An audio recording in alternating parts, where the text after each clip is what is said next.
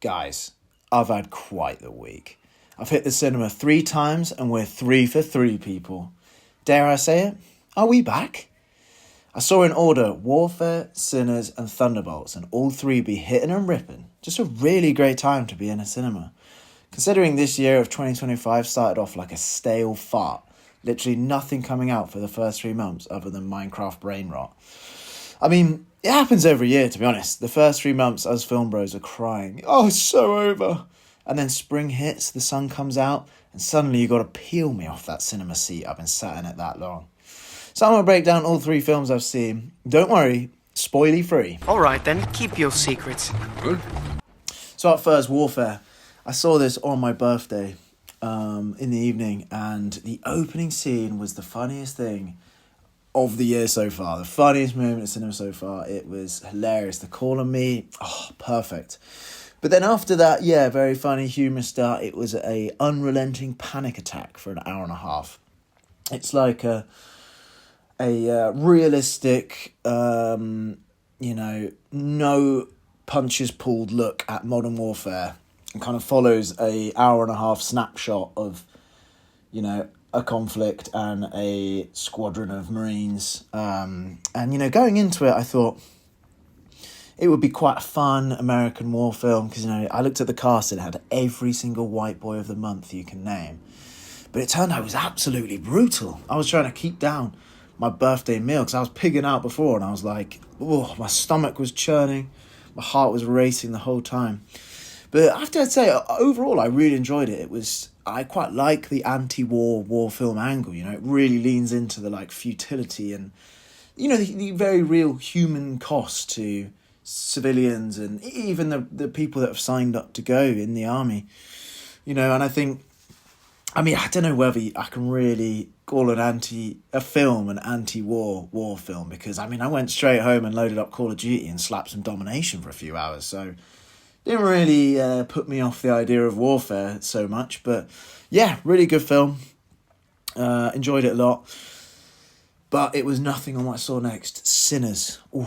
Going into this, the hype train was, it was full speed ahead. I was only hearing good things about this film.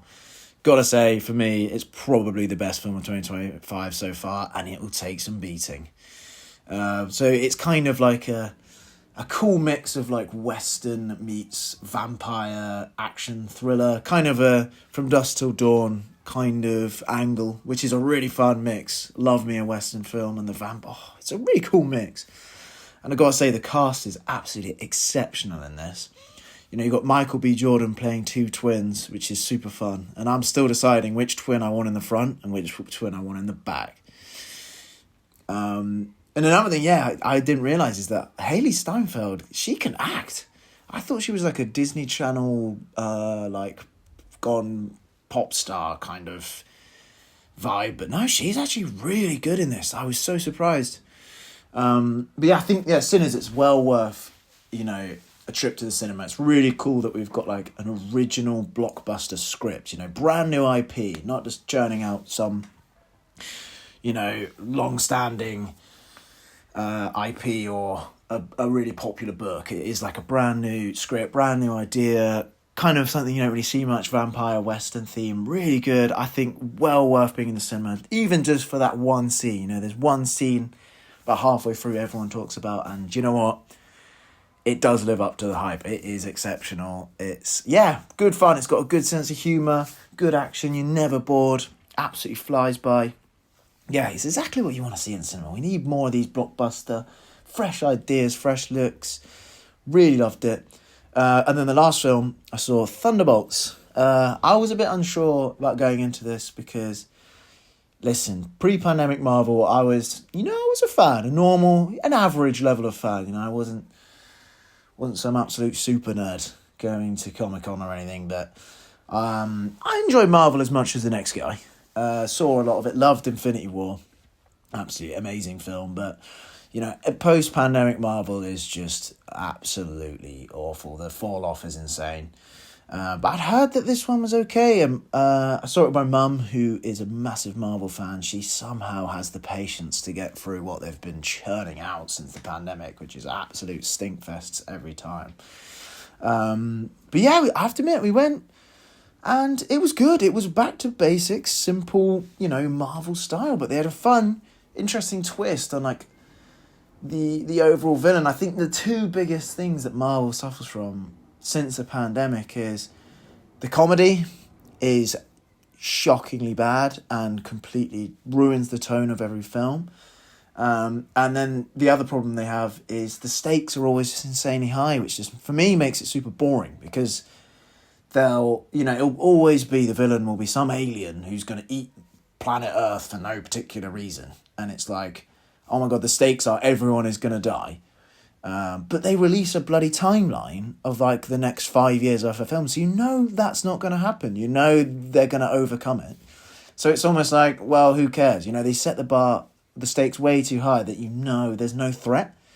But yeah, this film, I think they hit that like stakes angle a little bit better. They managed to carve out an interesting angle to it, and to me it is kind of the first step in a generational comeback potentially for Marvel. The comedy, David Harbour in it is absolutely hilarious, but it doesn't take away from the genuinely sincere and emotional moments, which that balance between comedy and interesting human moments is something Marvel has. They're like stormtroopers aim. They literally can't hit a barn door. And yeah, anchoring Florence Pugh as the lead was absolutely genius. Florence Pugh, in my opinion, is one of the best young actors working today. She's incredible and great in the film.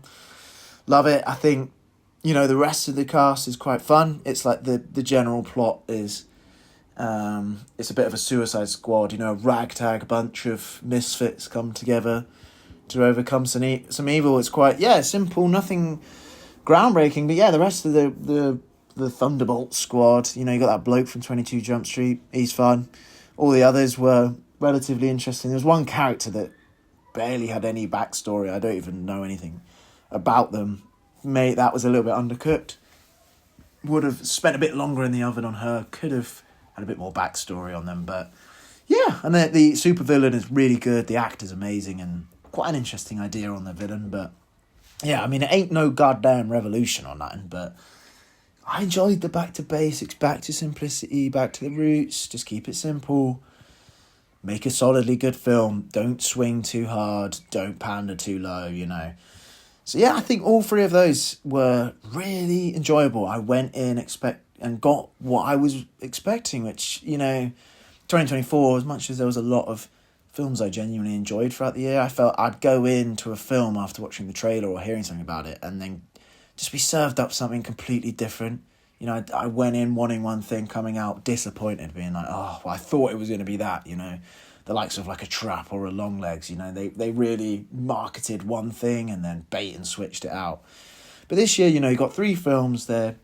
Here we are, we're going to do a war film, we're going to do an action blockbuster, and we're going to do a superhero film, and yeah, they all delivered and hit expectations. So I'm really excited now. I think we've got going in 2025, and I think I can say conclusively we are back.